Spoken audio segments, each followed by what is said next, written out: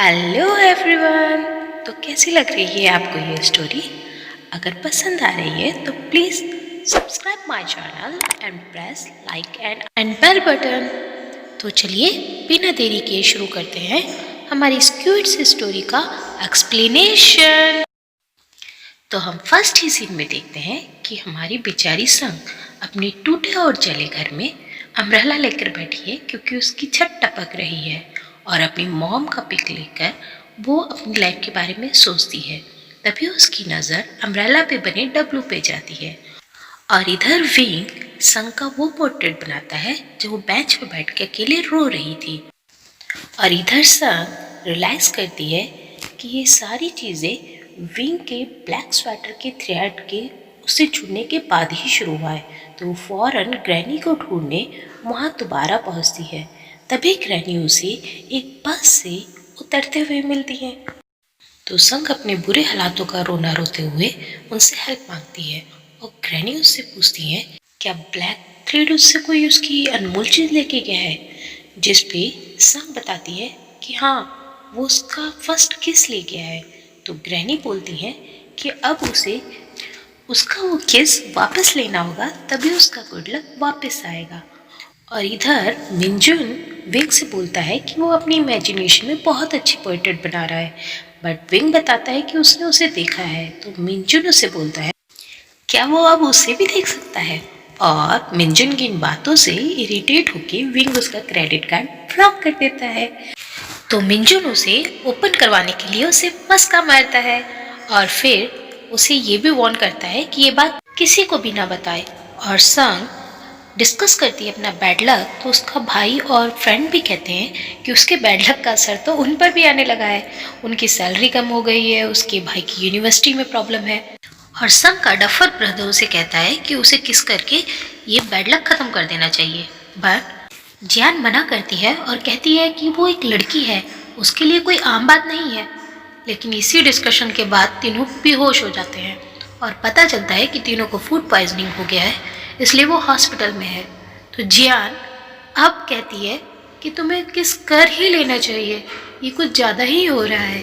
और विंग से मिलने उसे यूनिवर्सिटी भेजती है। संग जाना तो नहीं चाहती पर जाना पड़ता है बेचारी को। और वहाँ पहुँचकर वो विंग के बारे में पूछती है तो वहाँ उसे पता चलता है कि विंग बहुत ही अच्छा आइस हॉकी प्लेयर है, इसी वजह से बिना एंट्रेंस एग्ज़ाम के उसका यहाँ पर एडमिशन हो गया है। तभी एक पाक संग की तरफ आता है जिसे कोच माँ अपने हाथों से रोक लेती हैं। यहाँ हमें पता चलता है कि कोच माँ बहुत ही अच्छी आइस हॉकी प्लेयर होने के साथ साथ बहुत ही स्ट्रिक्ट कोच भी हैं। और विंग वहाँ पर आकर संग को इग्नोर मारते हुए बाकी सबको ग्रीट करता है और मुस्कुराकर मिलता है। एक्चुअली वो सबको ऑब्जर्व कर रहा होता है कि किसकी कितनी लेंथ, हाइट, आर्म, शोल्डर, यहाँ तक कि शूज़ का नंबर क्या है। और इसी तरीके से वो कोच माँ को पहचानता है, क्योंकि बेचारे विंग को तो किसी का चेहरा साफ दिखाई ही नहीं देता और वो इसी तरीके से ऑब्जर्व करके लोगों को पहचान पाता है। तभी वैनली नाम का एक प्लेयर आकर विंग को मैच के लिए अप्रोच करता है और विंग उसे पोलाइटली मना करके बोलता है कि पहले एग्ज़ाम हो जाए, उसके बाद हम देखेंगे। यहाँ पर संग उससे बोलती है कि वो बहुत ही पोक और ड्रामेबाज किस्म का लड़का है। तो विंग उसे मुस्कुराते हुए बोलता है वो उसके बारे में इतना क्यों सोच रहा है, क्या उसके इरादे तो नेक हैं। यहाँ पर संग को विंग बहुत ही एरोगेंट लगता है, बट विंग तो यही सोच रहा होता है कि पूरी दुनिया में उसे सिर्फ यही क्यों दिखाई देता है। और इधर संग दिल ही दिल प्लान बना रही होती है कि उसे विंग को कैसे किस करना है। वो जैसे ही पाउट बनाकर संग की तरफ मुड़ती है, संग खड़ा हो जाता है और वेंगली को बोलता है कि चलो मैच शुरू करते हैं। संग को अपना टीम प्लेयर चुनता है और उससे कहता है तुम्हें कुछ करने की ज़रूरत नहीं है, बस तुम्हें कोने में खड़े रहना, मैं ये मैच खुद ही जीत लूँगा। और होता भी ऐसा ही है। विंग जो बहुत ही आराम से फर्स्ट राउंड जीत जाता है, बट सेकेंड राउंड में उसे बहुत परेशानी होती है। तभी संग बीच में आके अपने स्मार्टनेस और टैलेंट से विंग को ये राउंड जिता देती है। यहीं पर कोच माँ संग का टैलेंट और उसकी स्मार्टनेस को नोटिस करती हैं और उससे बहुत इम्प्रेस होती हैं। वेन तो हारने के बाद अपने सुर ही बदल लेता है। वो संग की और विंग की बहुत ही तारीफ करता है और विंग को तो वो अपना भाई बना लेता है। इधर संग विंग को किस करने का एक नया तरीका सोचती है और ड्रेसिंग रूम में जाकर विंग से बोलती है कि अब तो हम एक दूसरे को जान गए हैं, अब हमें भाइयों की तरह गले मिलना चाहिए।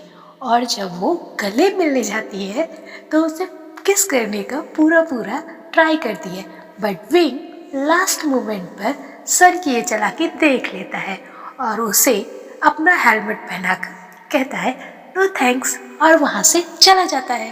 तंग उस हेलमेट पर डब्लू का निशान देखकर समझ जाती है कि ये छाता और ये हेलमेट दोनों ही विंग के हैं।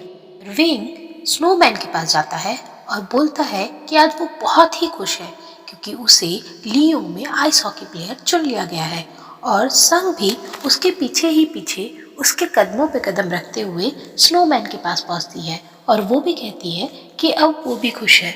पर अगले ही सुबह संग का लैंडलॉर्ड आकर उसे घर से निकाल देता है क्योंकि उसकी वजह से उसका घर जल गया है। और संग जब बेघर और परेशान होकर अपनी बिल्डिंग के बाहर बैठी होती है तभी उसे कोरियर मिलता है लियोंग यूनिवर्सिटी का और वो खुश हो जाती है कि उसे फिगर स्केटिंग में एडमिशन मिल गया। लेकिन तभी उसकी खुशी पे पानी फिर जाता है क्योंकि उसे पता चलता है कि उसे आइस हॉकी प्लेयर के रूप में चुना गया है। लेकिन जियान उसे दिलासा देते हुए बोलती है तो क्या हुआ, उसकी माँ का सपना तो पूरा हुआ, लियोन यूनिवर्सिटी में उसका एडमिशन पाने वाला। संग भी इस पे एग्री करती है बट उसका डफर ब्रदर सीजर से उसके बाल काटने पर तुल जाता है। बट संग उससे बचकर अपना विग ही पहनकर लियोंग यूनिवर्सिटी में पहुंचती है और अपने एडमिशन के पेपर सबमिट कर रही होती है। तभी वहाँ विंग आता है और उसे टीज करना शुरू कर देता है। बट तभी विंग नोटिस करता है कि मेघना अपने ब्रदर से इसलिए लड़ रही है क्योंकि उसका एडमिशन लियोंग यूनिवर्सिटी में हुआ है जबकि वो एडमिशन उस यूनिवर्सिटी में चाहती थी जहाँ पर उसके और बाकी सबके अकॉर्डिंग विंग का एडमिशन हुआ है। विंग मेघना से बचने के लिए चुपचाप वहाँ से निकलना चाहता है बट तभी संग उसे मेघना की तरफ पुश कर देती है और मेघना विंग को अपने सामने देखकर बहुत ही खुश हो जाती है और अपने भाई का शुक्रिया अदा करने लगती है। इसके बाद संग और विंग दोनों इक्विपमेंट रूम में अपने इक्विपमेंट लेने जाते हैं और वहाँ पर दोनों में फिर से हल्की सी तीखी नोकझोंक होती है और विंग संग के स्टूल हटा के वहाँ से निकल जाता है और जिससे संग को बड़ी मुश्किल होती है नीचे उतरने में। लेकिन तभी वो अपनी फिगर आइस स्केटिंग के शूज़ देखती है और बहुत इमोशनल हो जाती है। और इसी के बाद संग गर्ल्स वाले रूम में फिगर आइस स्केटिंग का ड्रेस पहनकर फील्ड पर जाती है और अपनी मॉम को और बचपन की मेमोरीज को याद करके वहाँ फिगर आइस स्केटिंग करती है। लेकिन तभी विंग वहाँ से निकलता है और वो संग को वहाँ पर डांस करते हुए देख लेता है और एपिसोड यही खत्म हो जाता है। तो क्या संग विंग को किस कर पाएगी और विंग क्या पहचान जाएगा कि संग एक लड़की है और क्या उसकी प्रेग्नेशिया की बीमारी संग के किस्से खत्म हो पाएगी? ये सब तो हम अब नेक्स्ट एपिसोड में जानेंगे। तो टिल देन तब तक बाय, टेक केयर।